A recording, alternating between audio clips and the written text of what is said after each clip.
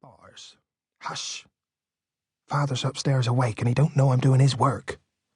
How much? Said the man more softly. 18 pence 1,000.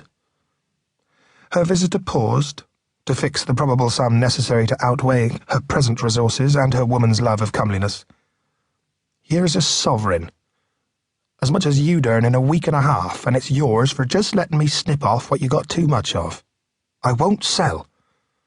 I'll make the 1 sovereign 2 rather than go back empty-handed. No, she cried. The lady wants it badly. Who is she then? As she is going abroad soon, it makes no difference who she is. I know who 'tis. 'Tis she at the house, Mrs. Charmond. The man dropped his voice. Well, it is. You sat in front of her at church the other day, and she noticed how exactly your hair matches her own. Ever since she's been hankering for it, to help out hers. As you're in one of this lady's cottages, and your father is ill, and wouldn't like to turn out, it would be as well to oblige her. I say that as a friend. But I won't press you tonight. You'll be coming to market tomorrow, I dare say, and you can call then. I've nothing more to say. As you are a trusty young woman, he said, I'll put these sovereigns up here, that you may see how handsome they are. Bring the article tomorrow, or return the sovereigns. He stuck them into the frame of a small mantel looking-glass. She wants my curls to get another lover with, though if stories are true, she's broke the hearts of many a gentleman already. Marty South, you've got a lover yourself, and that's why you won't let it go. She reddened, put the glove on one hand, took up the hook with the other, and sat down doggedly without turning her face to him again. With one look back at her, Perkham departed. Marty pursued her occupation for a few minutes. Then, laying down the bill-hook, she went to the staircase. At the top, she gently approached the bedroom. Father, do you want anything? A weak voice inside answered in the negative, adding, I should be all right if it were not for that tree. Always the tree, don't worry so about that, she said soothingly. Father, can Mrs. Sharman turn us out of her house if she's minded to? No. 'Tis life-hold like Giles Winterbourne's. But when my life drops, 'twill be hers. His words had been rational enough, but now he lapsed. And that tree will soon be the death of me. Nonsense. How can it be? She dissented again.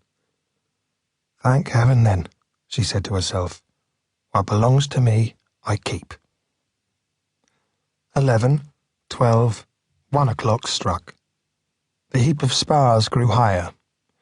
The 2 sovereigns confronted her from the looking-glass in such a manner as to suggest a pair of jaundiced eyes on the watch for an opportunity. When the clock struck 3, she arose and tied up the spars she had last made in a bundle resembling those that lay against the wall. She opened the door. There was no street lamp, but she could see well enough for her purpose. Taking a bundle under each arm, she went some 100 yards down the lane till she reached a shed. She laid the spars on the ground within the shed and returned, going to and fro till her whole stock was deposited. This erection was the wagon house of the chief man of business hereabout, Mr. George Melbury, the timber merchant, for whom Marty's father did work of this sort by the piece.